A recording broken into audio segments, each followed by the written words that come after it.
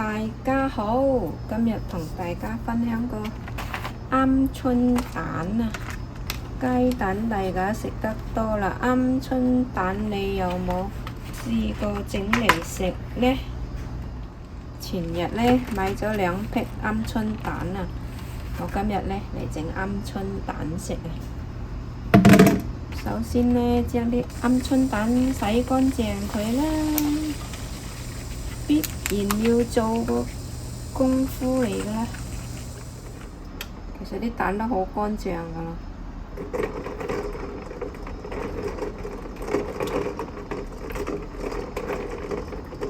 我喺Costco買嘅呢鵪鶉蛋，所以呢都比較乾淨㗎。洗乾淨，我哋就攞個煲熟佢，再嚟燜。將洗淨嘅鵪鶉蛋放落啲水一齊煲熟佢，即係最多上1個雞蛋，一個雞蛋等於3隻鵪鶉蛋，好細隻啊！啲鵪鶉蛋，將啲水呢浸過嗰啲鵪鶉蛋就可以拎過去煲啦，唔使放太多水嘅。拎過嚟爐頭呢邊煲啦。哇，煲到白白，有啲就拔啦，裂開咗添，滾到裂開啊！我哋水滾啦，啱先呢凍水同埋嗰啲鵪鶉蛋一齊放落去煲嗰時呢，水滾之後解開。煲3分鐘，乜都熟晒啦。OK， 我哋閂火，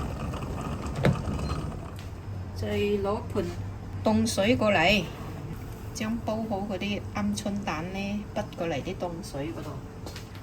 因為鵪鶉蛋比較細呢，煲3分鐘乜都熟噶啦。點解要用盆凍水呢？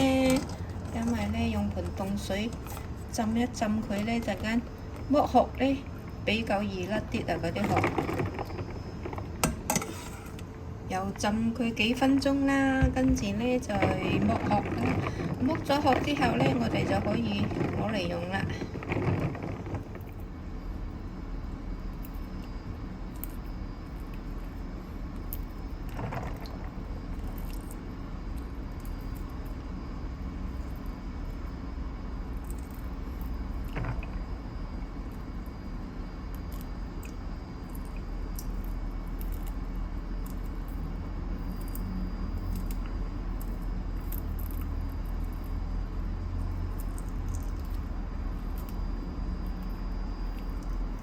喂，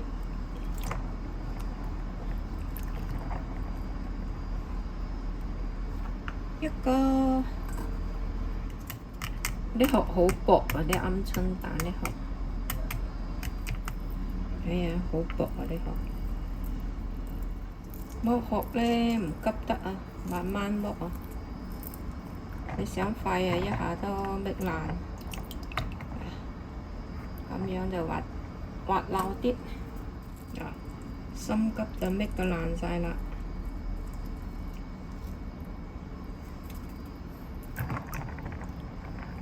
唔上過啦，食咗佢啦，我一啖食咗佢啦。煲熟就咁樣食啦。不過呢，就冇味，好似煲熟啲雞蛋就咁食咁。點解我剝咗之後又洗下呢？因為呢，時時都有啲濕碎嗰啲嘢黐住呢，嗰啲蛋殼黐住個蛋嗰度，咁啊洗下佢，等於同佢沖乾淨佢咁樣，陣間就唔怕食到有殼啦，係咪？剝好晒啲蛋殼，我個手都浸到頭晒皮。係咪好期待睇我點樣整呢？好啦，我哋馬上喳林拎過去整畀大家睇下。鵪鶉蛋、啤酒，係啊，用啤酒嚟炆。開爐，放少少油落去先，乾葱2粒，細細個。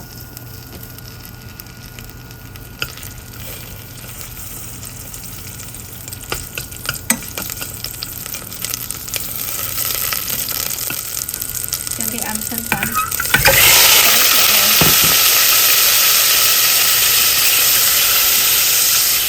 倒落去，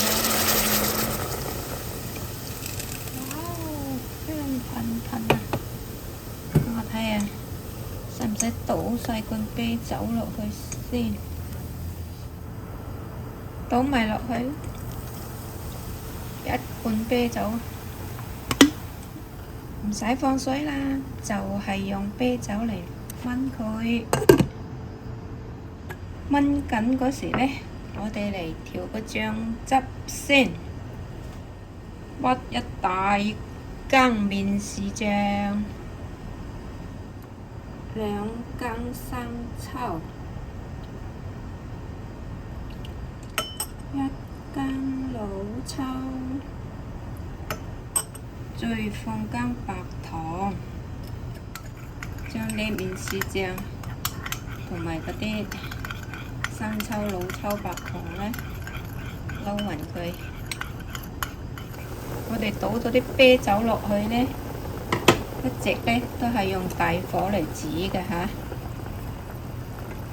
而家煮咗5分鐘之後啦，我哋就將啱先調好嗰啲醬汁倒落去。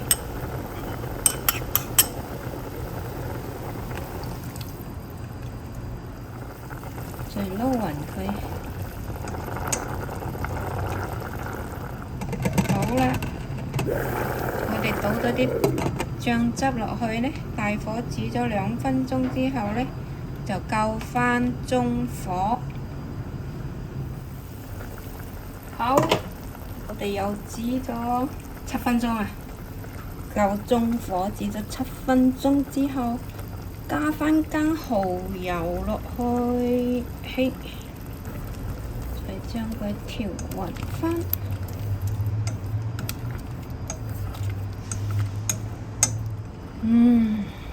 咁樣就香晒。再烘近俾大家睇睇，我剝個出嚟，切開俾大家睇下先。我就係咁樣食呢嚿先，唔點嗰啲汁，睇下點樣先。都夠晒味咯，再試多個咯，成個嚟食咯，攞返自己嗰對筷子嚟食。係，好滑㗎，係。等我咬啖先。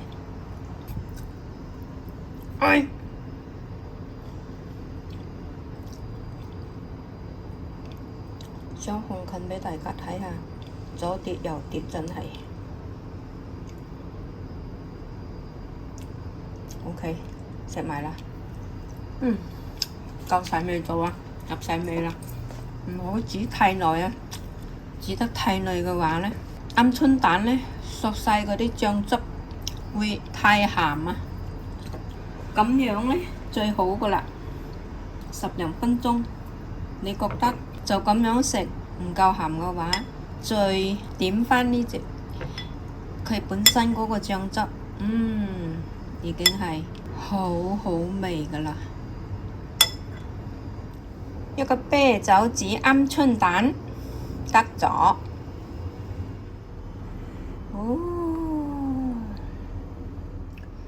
今日就分享到呢度啦，多謝大家收睇，謝謝觀看，鍾意嘅唔該讚一個加或者加關注啦，拜拜，下次視頻見。哎呦，哇！